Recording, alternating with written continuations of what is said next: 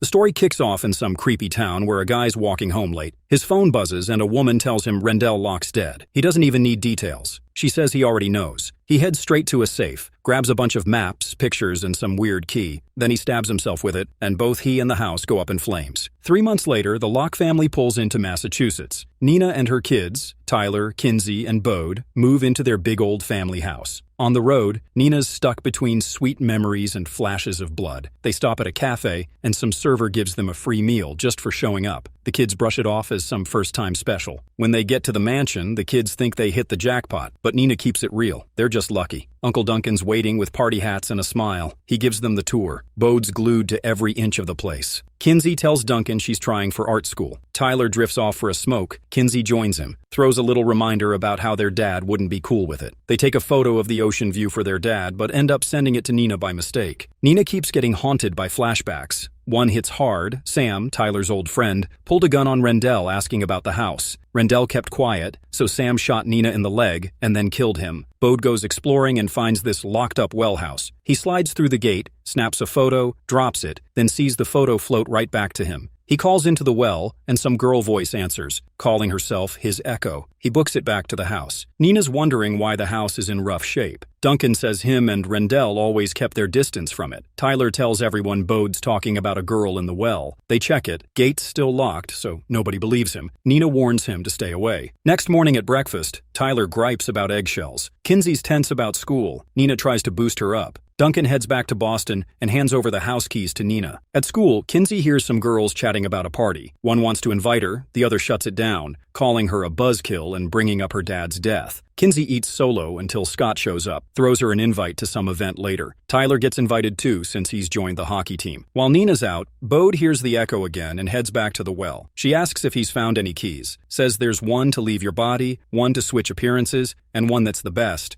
Lets you go anywhere. She tells him to listen for whispers and to keep it all quiet. He tries telling Kinsey, but she brushes him off. In the shower, he notices her bracelet might be a key, swipes it, uses it, and when he unlocks a door, he ends up in the same ice cream shop from earlier, grabs a cone and walks right back through. Kinsey catches him and laughs it off, dares him to try the Eiffel Tower next time, but it doesn't work. Nina's digging through Rendell's stuff when Kinsey walks in, pissed about her broken bracelet. She gets a message from Scott, but ignores it. She asks Nina why they even moved to the house, but doesn't get much out of her. Bode hears the whispering again and finds another key, this one with a mirror on it. He shows it to the echo, tells her the anywhere key didn't work for Kinsey. She says you gotta picture the door first. Then she sees the mirror key and tells him it talks to the dead, tells him to show it to his mom. At the party, Tyler's trying to flirt with Jackie. Then Eden shows up and they start making out, but he suddenly sees Sam blaming him for his dad's death. He freaks out and bails. Kinsey, watching a movie with Scott and friends, has a flashback to Sam's attack. She bolts, tells Scott not all girls are brave, and heads home. At home, Bode uses the mirror key, hoping to see Rendell. Nothing happens at first. Then a mirror pops with a keyhole. Some figure inside calls to him. He runs to tell Nina, who thinks it's just an illusion, and steps through, only to get trapped in a mirror world with no way out. Bode runs to the echo for help. She shows up, full form, and tells him she'll help if he hands over the anywhere key. She explains it's called the prison of the self, says nobody gets out of that. Then she bounces through the well house door and leaves him stuck. Bode races back, grabs a rope, and drags Kinsey and Tyler into it. Tyler jumps in and yanks Nina out. Everyone's shaken. Bode lays it all out about the keys and the weird stuff going on. Nina acts like nothing happened,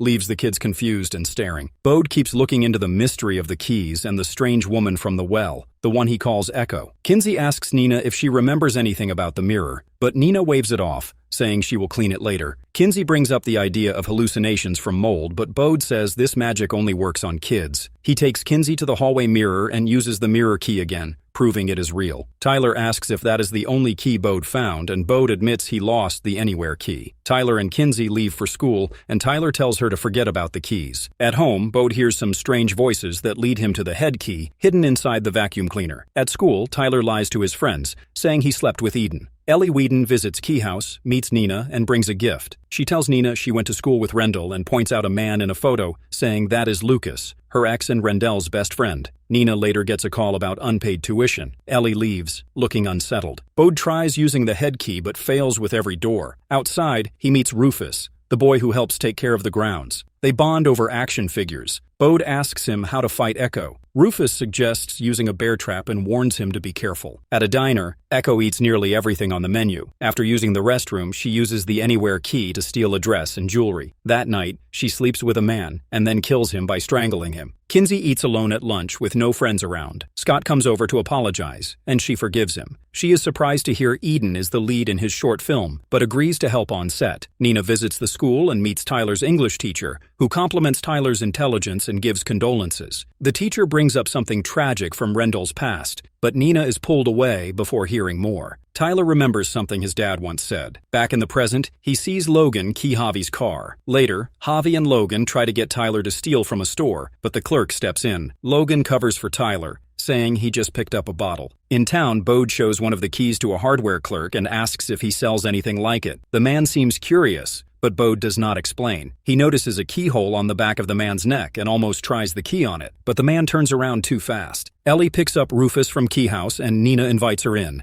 Nina asks about the tragedy the teacher mentioned. Ellie says 3 of their friends drowned in the sea cave and blames the tide. Her ex was one of them. Meanwhile, Bode returns home with the bear trap and the keys. He nearly injures himself while setting the trap, but manages on the second try. He baits it with a fake key. Then he uses one of the real keys to make a keyhole appear on his own neck, but hesitates to go further. Echo shows up, thanks Bode for the key, and says her day went well. She mocks him for trying to fool her and asks if he found more keys. Bode lies and says no. She warns him to hand over any more keys he finds, then leaves using the Anywhere key. Scott's short film starts falling apart because of script problems, and Kinsey agrees to step in. She struggles with a scene that uses fake blood and flashes back to the trauma that brought them to Key House. She apologizes to Scott, who tells her it is okay and they can shoot again. At dinner, Nina asks Duncan why Rendell never told her about the drowning. Duncan says he does not remember, even though he lived there at the time. Nina is confused. Kinsey comes home covered in fake blood, which shocks Nina. Kinsey explains it is for the film and goes to clean up. She remembers Rendell giving her a gold bracelet, the same one Bode found the Anywhere key in. Later, Bode uses the head key on himself, sticking it into the keyhole in his neck. His body drops, and his spirit walks free. He finds a box with his name on it and stares at the lights inside, amazed. Tyler and Kinsey get into an argument because Kinsey feels like Tyler is pushing her away, but the fight stops when they see Bode standing with a key in his neck. Seconds later, he reappears and invites them both to explore the magic inside his head. Tyler and Kinsey join Bode inside the magical box and realize they're actually inside Bode's mind, where even feelings can come to life. Bode opens another box inside, and it transports them into a memory with their late father, Rendell. Unfortunately, they can't interact with him, which makes Kinsey sad. Afterward, Bode removes the key from his neck and returns them to reality. Tyler, curious, asks how Bode finds the keys, and Bode reveals that he can hear them. Kinsey notes that their dad must have known about the keys, especially since one was hidden in her bracelet. Concerned about the power these keys hold, Tyler takes them from Bode. Bode warns them about the mysterious woman from the well house who's trying to steal the keys. Kinsey decides to keep the head key, while Tyler holds onto the mirror key. Meanwhile, Echo is seen in a cafe searching for a man named Mark. After finding what she needs, she uses the Anywhere key to reach a rundown building. Inside a safe, there's no key, but she spots one hanging from a child's neck. She asks about a head-shaped key, but the child doesn't have it. He says his key works like a lighter. Echo tests hers, then pushes the boy onto the train tracks and steals his key. At school, Scott gives Kinsey 2 tickets to a local band. When she asks if it's a date, Scott says they're just hanging out. She turns him down, saying she has a paper due.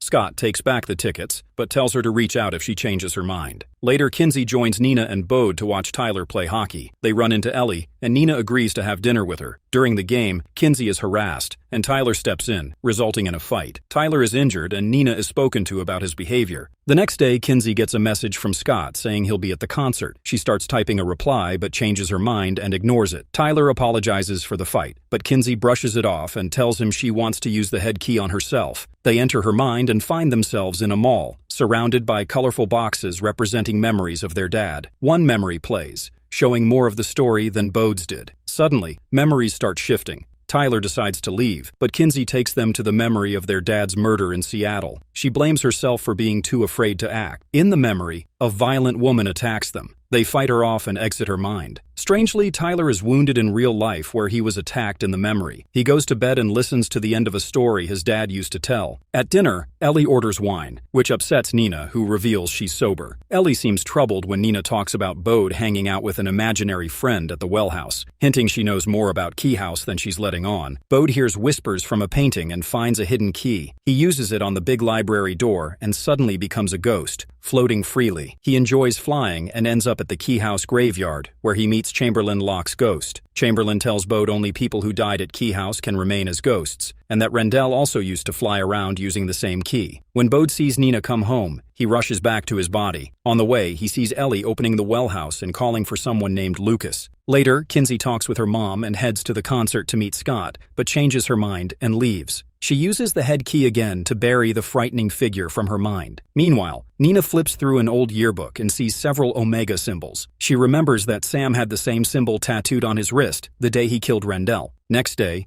Kinsey switches up her style, throws in some pink in her hair, curls her lashes. She whips up breakfast like it's a fresh start, tells Nina she finally feels like herself after moving into Key House. Once Nina steps out, Tyler notices she's moving different. She shrugs it off, acts like nothing's changed. On the way to school, Kinsey drops it. She used the head key, ripped her fear right out. Tyler's not cool with it, but she says she's good. Even says their dad messed with the keys too. Later, she tells Scott she wants back in the short film and straight up says she likes him, invites him over the next night. At Key House, Ellie stops by. Nina asks if she can track down any of Rendell's old crew. Ellie says Aaron's still around but stuck in a psych ward after some accident. Says another guy, Mark, died in a fire before the family moved in. Still, Ellie says being back at Key House feels right. Shows Nina a spot in the basement she calls the ping pong room, but when they check, it's sealed. They bust down the wall and find an old game room stacked with weird stuff. Nina clocks Ellie snooping around for something, but Ellie plays it off. In the psych hospital, Echo walks in on Aaron. They clearly go way back. Aaron's shaken, can't speak much after what happened to her. Echo says most of their crew's already dead and hints she's hunting for the head key, promising she'll be back. Back at Key House, Bode sees Rufus raking leaves and asks about Lucas. Rufus says that's Ellie's first love. Guy's long gone. Bode brings up the well house, but Rufus says his mom banned him from it, says some dark stuff went down there. Later, Bode's flipping through a war book that talks about Key House. He sees a creepy drawing of Echo, like she's warning him. Slams the book shut real fast. At school, Jackie tells Tyler he's signed up for a 5K by Mr. Ridgway. Tyler's not into it, but agrees anyway. Later, he talks to Ridgway about grief. Ridgway tells him to stop holding back and try new things. Back at Key House, Bode's trying to block all the damn keyholes with gum, so Echo can't sneak in with the anywhere key. He finds Tyler digging through Kinsey's stuff looking for the head key. Bode tells him where she hid it, and in return, Tyler lets him step inside his mind. Tyler tosses a history book in there. Now he knows it front to back. Meanwhile, Nina's missing Rendell hard, stuck in her feelings. Tyler and Jackie hang out downtown, talk about random stuff. Books, even Jane Austen. Tyler's awkward, thinks she's messing with him. Later, they link up again at the library and end up vibing over books. They head out for food after. That night, Scott shows up at Key House like they planned. Kinsey's hyped no one else is around. She gives him the grand tour. They end up in her room, and Scott's clearly nervous. When he spots the head key, he's shook. Kinsey shows him how it works, drags him into her headspace, tells him the keys are real. The whole house is full of them. Scott's stunned at first, thinks he's dead. Then he chills out. Kinsey shows him a memory of her dad at the aquarium. Scott's blown away, says he's always believed in this kind of stuff. They kiss before leaving her mind. Later, Tyler shows up with food from Bill's, tries to make things right. Kinsey lets it go. Tyler tells her he used the head key to load up on knowledge. Right then, loud noise hits upstairs. They think it's Bode. He says, nope,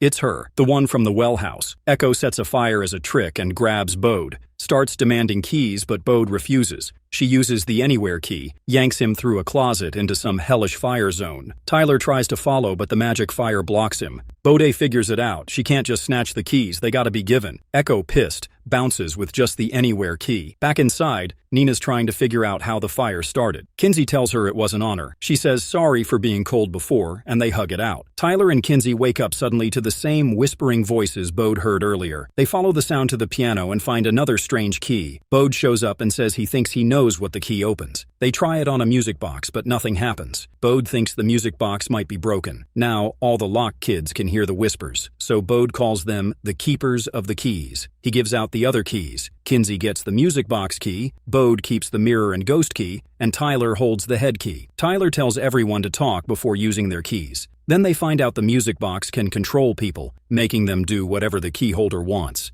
Next morning, Nina says the broken stove's been checked by a bunch of people, but no one can fix it. Tyler tells her he quit the hockey team. Nina mentions Duncan's coming for the weekend. At school, Scott shows Kinsey their latest short film. Kinsey thinks she messed it up, but Scott says she acted good. The rest of the movie is the weak part. Tyler finds out Jackie likes him when he asks Logan for a reason to skip visiting her house that night. Tyler tells Kinsey to find another ride because he plans to go to Jackie's. Tyler's surprised when Kinsey brings the music box to school. That starts some tension, and Kinsey calls Tyler a bully. Kinsey shows Scott the music box key and uses it to make Eden fall flat on her face. They laugh, saying it's just physical comedy. Gabe notices and asks if they forced Eden to fall. Kinsey hesitates, but admits the truth. She lets Gabe use the music box to control Eden too. They mock Eden together until Scott tells them to stop and head to class. Kinsey hesitates, but keeps controlling Eden a bit longer. Nina meets Mr. Ridgway and asks why Tyler quit hockey. He guesses it's because Tyler's busy with a fundraiser. Nina listens while he explains the fundraiser's purpose.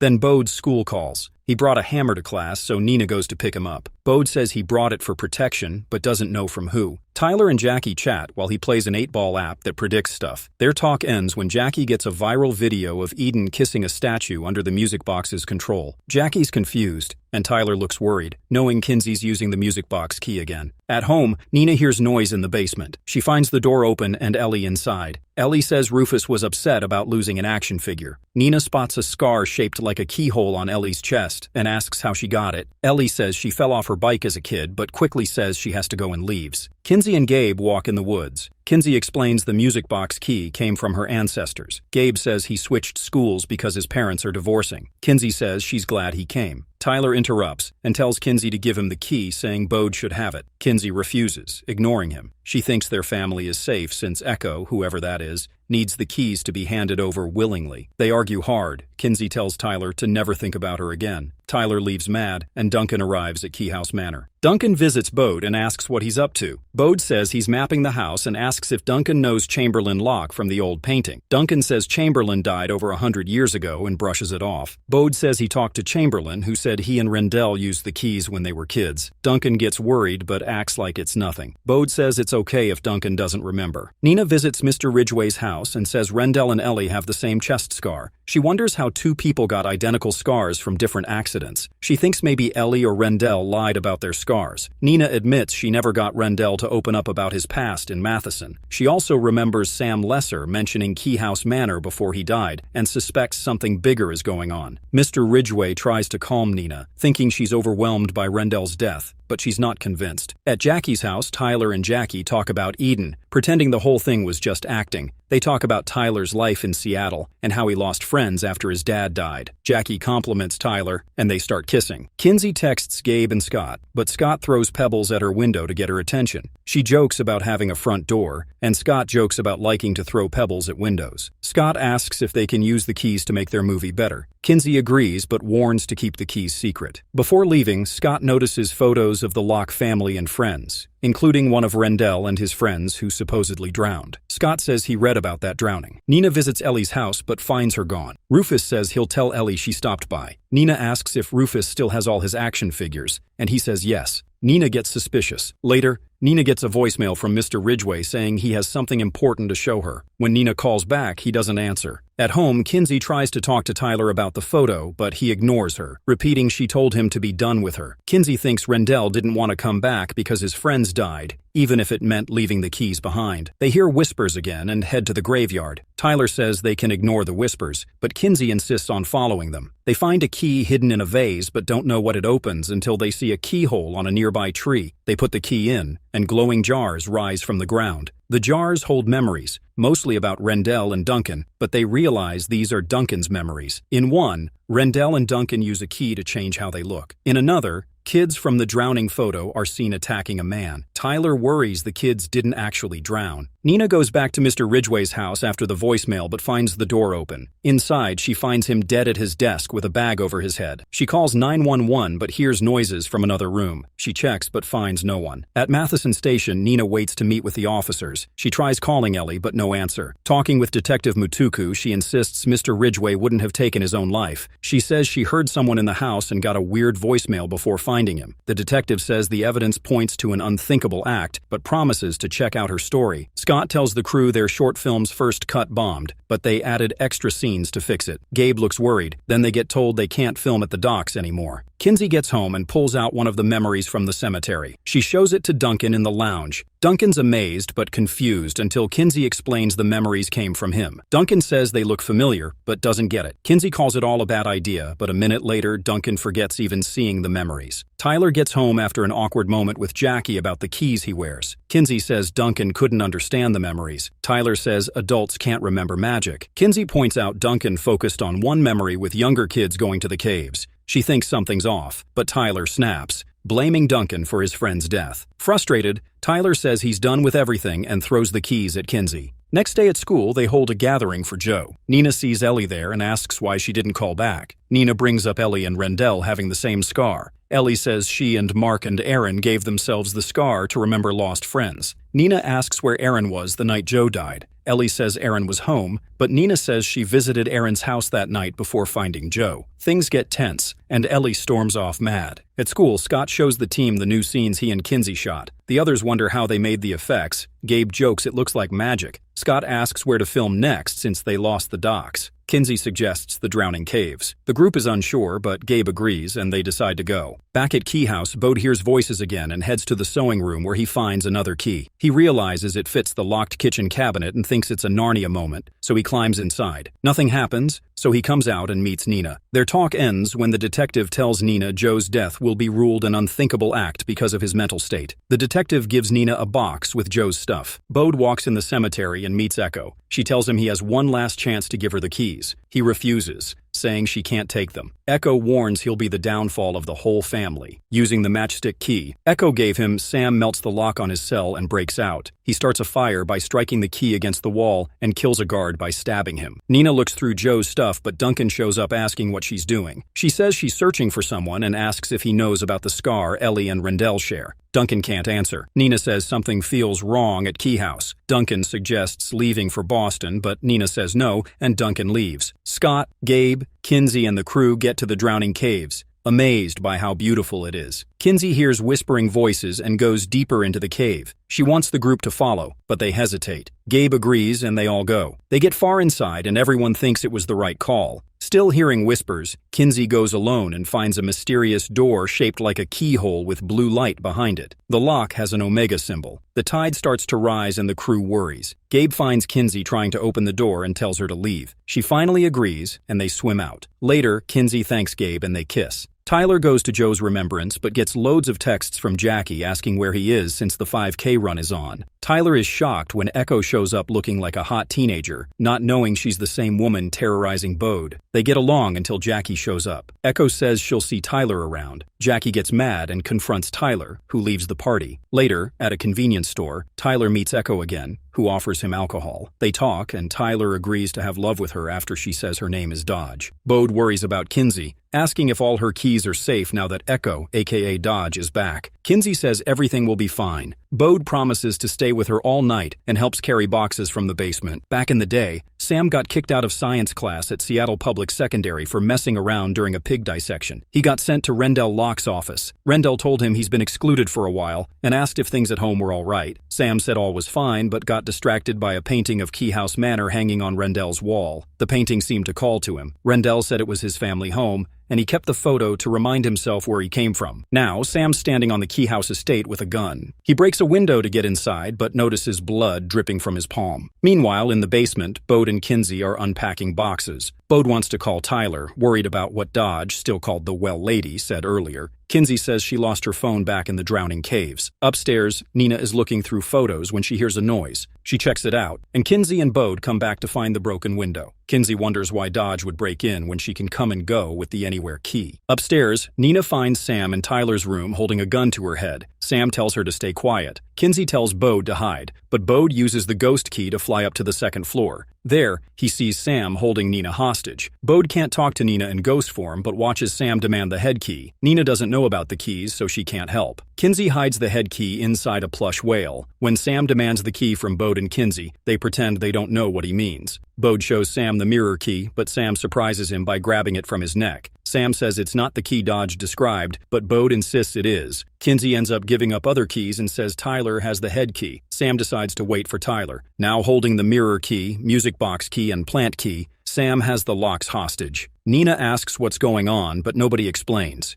Sam questions what they've been up to, but Kinsey and Bode stay quiet. Instead, they ask about Sam's brain swelling from when Nina hit him with a hammer. A flashback shows Tyler and Sam used to be friends. Nina asks about the Omega tattoo on Sam's wrist, but Sam switches the topic to Rendell. Sam says Dodge wants the head key because someone knows how to open the black door. Tyler and Dodge finish having love in her car. Dodge wants to hit a bar, but Tyler just wants to go home. He finds the anywhere key in the back seat. It now belongs to him. Dodge asks for it back, but Tyler finally sees who she really is and says no. He runs to Keyhouse Manor, opens his bedroom door with the key, and finds Sam in the kitchen. Tyler tackles Sam and starts beating him, but Sam uses the matchstick key to start a fire and gets away. Sam demands the head key again, but Tyler says he doesn't have it. Kinsey admits she buried the key in the woods and tells Tyler to watch over Sally, the whale holding the head key, if anything goes down. In another flashback, Dodge calls Sam from the well house in the key house painting while Rendell leaves. Dodge pushes Sam to look at his file on Rendell's desk. It shows Sam has a personality disorder and includes notes Tyler made, hinting they weren't really friends. Sam storms out of Rendell's office pissed off. Kinsey takes Sam to the woods where she buried the key, and Sam orders her to dig it up. Meanwhile, Tyler escapes from a chair restraint back at the house and frees Nina, who calls the cops. Tyler searches the winter study and finds Sally with the head key. Kinsey's fear breaks loose and attacks Sam, forcing Kinsey and Bode to run back to the house. Gunshots ring out. Nina tries to follow, but Tyler stops her. Sam comes back and fights Nina, who stabs him. Tyler puts the head key into Sam's head. Sam admits he didn't want to kill Rendell, but did it for Dodge. Tyler says even though Rendell invited him to hang with Sam, he actually liked Sam. Dodge shows up at Keyhouse Manor. Sam pulls the head key from his neck and takes it. Dodge knocks Tyler and Nina down and demands the key from Sam. Tyler tells Sam not to give it, but Dodge stabs Sam, takes the key and says the keys can't be taken from locks but can from anyone else. She leaves Sam bleeding as the police show up.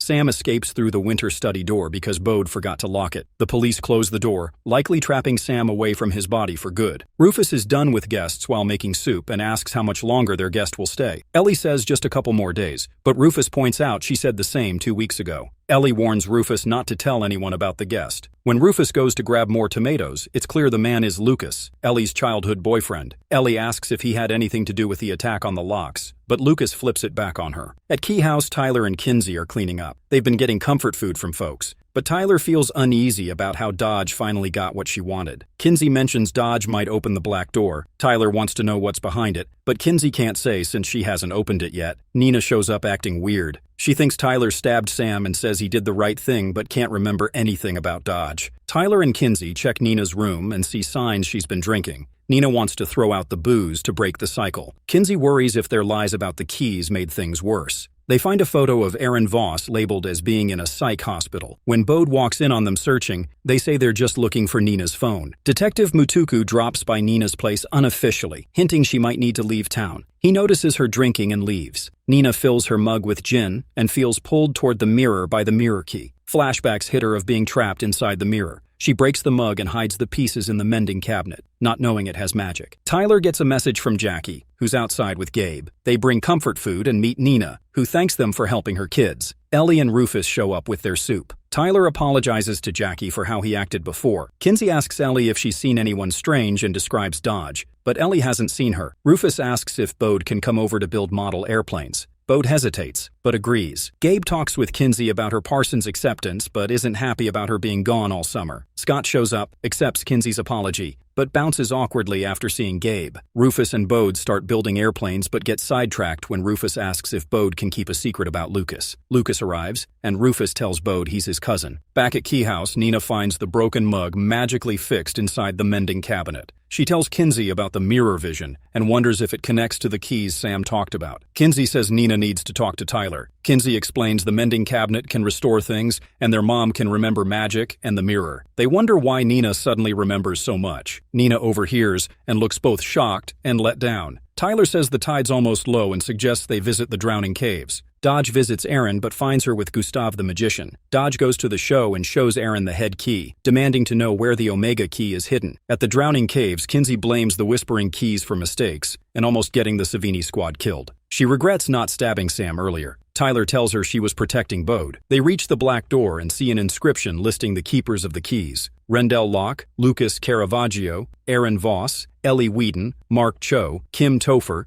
Jeff Ellis. Most are dead except 2. Tyler wonders if Erin is the woman Javi mentioned and asks Kinsey to visit her while he stays with Nina. Dodge uses the head key on Erin, opening a door to Matheson Academy showing Erin's memories. Dodge finds an empty school, but no Erin. She watches tapes of Erin's memories and spots one about the Omega key before being stopped by an alternate Erin trapped inside. Dodge now knows where the Omega key is and leaves Erin stuck there. Kinsey arrives but misses Dodge, who escapes with the Anywhere key to Whedon House. Kinsey warns Erin someone might try to break into her place. Erin almost says Dodge's name but can't. Kinsey points to Lucas in a photo, revealing Dodge and Lucas are the same person. Dodge uses a key to change into Lucas's appearance. Grieving, Nina puts Rendell's urn in the mending cabinet, hoping to bring him back. Instead, Tyler shows up wearing Rendell's jacket. Nina smashes the urn in anger and hides in her room. Kinsey visits and tells Nina she tried but can't explain why it didn't work. She warns Nina not to go back to drinking since the Locke kids need her. They comfort each other. Ellie finds a torn action figure from Rendell's basement. Lucas, actually Dodge, tells her he's been inside Erin's mind and knows Rendell hid the Omega key in his own head. At Key House Manor, Tyler cleans ashes and finds the Omega key. Kinsey wonders if Lucas and Dodge are the same person. 6 months back, Ellie Whedon came back to Matheson with her class after a game. She got a message linking her to news about Rendell's death. Ellie saw the Omega symbol on Sam's wrist in a photo and remembered calling Mark Cho the night he killed himself with the matchstick key. 3 months later, Ellie asked Rufus about Key House Manor, but he said nothing strange was going on.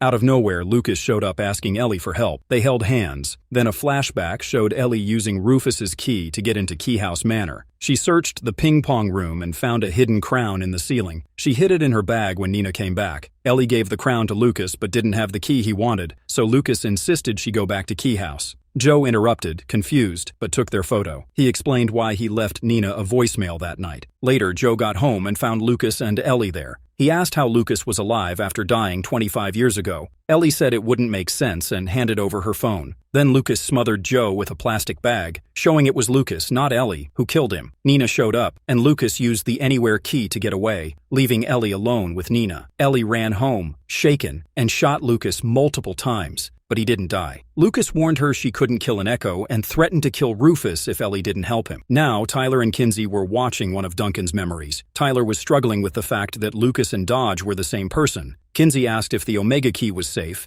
and Tyler said it was locked away in the safest spot. Bode showed up and said he found the matchstick key outside. He wanted to know what Tyler was hiding. After seeing the memory, Bode pointed out Lucas was at Ellie's place. Kinsey remembered a key that changes how someone looks and figured Dodge might be using it. Dodge, dressed as Lucas, asked Ellie about Rendell's body. Ellie said the Locke family cremated it, but Dodge insisted the key was still with the ashes. At Key House, Kinsey and Tyler fixed Rendell's urn using the mending cabinet, but Nina brushed off the worries as just a dream. Bode went to Ellie's house and learned Rufus was alone. He revealed that Lucas was actually Dodge in disguise, and that Dodge made Sam kill Rendell. Rufus showed Bode the crown Ellie stole from Key House, but wouldn't let him check it closely. Bode promised to find the key and use the crown against Dodge. At school, Eden got freaked out by something jumping at her, but it disappeared when she looked again. She blamed Kinsey and told her to stay out of things. Kinsey saw Ellie leaving school and confronted her about the keys and Lucas. Ellie denied Bode's story and told Kinsey to protect her family, implying Kinsey should do the same. Tyler wanted to tell their friends about the keys and Dodge so they could fight back together, but Kinsey wasn't on board. Eden came back angry over what happened in the morning. A monster, made real by Kinsey's fear, attacked Eden again. They fought it off, leaving everyone stunned. Ellie looked at Rendell's urn through the window, but decided not to go into Key House and went home instead. She packed to leave town, saying Lucas was forcing her into something she hated. Rufus said Bode was searching for the key to the crown and showed Ellie where Lucas kept the keys. Ellie wondered if Bode knew,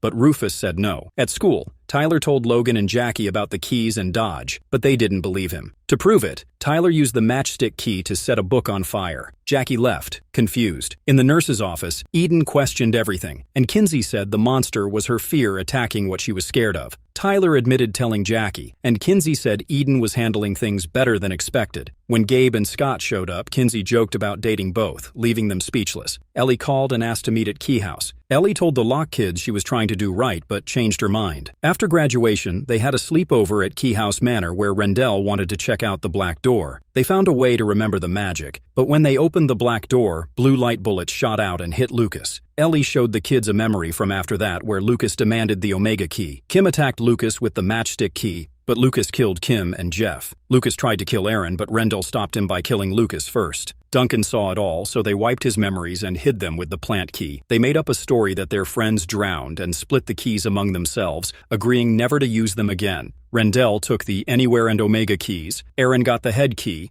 Ellie had the identity and echo keys, and Mark took the matchstick key. Mark killed himself to keep the secret safe. Tyler asked about the echo key. Ellie said it could bring people back, but not like expected. Bode recognized the keyhole on the crown from the Key House keyring. Ellie admitted she hit a breaking point and used the echo key at the well house to summon an echo of Lucas, actually Dodge. Lucas asked if she had more keys. Ellie showed him the identity key. Lucas said he could only leave the well house if she gave him the Anywhere key, which Rendell had. Ellie said she broke the Keeper's pact and everything was her fault. Kinsey asked how Dodge changed to look like a female when meeting Bode. Ellie said the identity key lets Dodge do that. When Kinsey asked how to kill the Echo, Ellie said it could only be trapped in the well house and needed the Anywhere key to get out. Bode gave Ellie the Shadow key and said the Crown of Shadows gives power over shadows. Ellie went to get the Crown of Shadows, but Lucas showed up, knowing the keys were missing. Ellie said she took the head key and looked for the Omega key's ashes, but thought the Locke kids might have found it. Rufus stabbed Lucas with a screwdriver. During the fight, Lucas stole the Shadow key and Crown of Shadows from Ellie's bag. At Key House, Tyler, Kinsey, and Bode wait for Ellie to come back with the Crown of Shadows. Dodge shows up instead, wearing the crown and using shadows to throw a car across the driveway. They rush to block the door, but shadows slip in through other ways, letting Dodge's demon spirit inside. One demon tries digging through Rendell's urn for the Omega key, but comes up empty. Bode figures out turning on the lights keeps the demons away. He hooks the matchstick key onto his toy lightsaber to use as a weapon. Suddenly, the power cuts off, and the shadows come back. Kinsey heads down to the basement to reset the fuse box but gets attacked by demons. She fights them off with a match and finally flips the power back on, pushing the demons back. Meanwhile, Bode stabs Dodge's shadow with the matchstick key, blowing it up and knocking Dodge out, but she's still alive. They can't find the Crown of Shadows, and Tyler says the Omega key's hidden inside the mending cabinet. Tyler wants to put Dodge back in the well house, but without the Echo key, Kinsey suggests using the Omega key to send Dodge through the black door. Tyler and Kinsey call Gabe, Scott, Eden, and Jackie to help carry Dodge to the drowning caves. Scott worries about the tides, thinking about past trouble there. At the black door, Kinsey feels uneasy about the plan, but Tyler pushes them to hurry. They open the door, showing a blue mist with black tendrils stretching forever. They throw Dodge in and lock it with the Omega key. Back home, they feel relieved and decide to eat before heading off. Scott tells Kinsey he's not into polyamory, so they break up but stay friends. Bode rides his bike to the Whedon house to check on Rufus and Ellie. Rufus is out cold, so Bode calls the cops, cutting Detective Mutuku's coffee with Nina short. Rufus can't explain what happened to Ellie but says he saw Lucas turn into Dodge. Rufus hands Bode the head key before they part. At home, Bode wonders if the woman they sent through the black door was really Dodge. Tyler tells him Dodge is gone, lost somewhere in the multiverse. Next morning, Duncan comes back to Matheson while Nina cooks breakfast and says nobody's heard from Ellie. Nina regrets moving the kids to Key House Manor and plans to sell it and move back to Seattle. The kids protest, wanting to stay in Matheson. Bode writes Rufus a letter wishing him well in Nebraska and says the keys are now part of them. They're the new keepers. He promises to visit if they find the Anywhere key. The Locke family scatters Rendell's ashes at the cliffs by the drowning caves. Later, Kinsey sets up dinner with Gabe, and Tyler goes fishing with Jackie's family. Gabe rides over, but flashbacks show he's actually a fake version made by Dodge, who changed Ellie's looks with the identity key. So, the Dodge they locked away was really Ellie. Meanwhile, Eden was possessed by a demon through the open door. Dodge and Eden's demon team up, setting up trouble for the next season.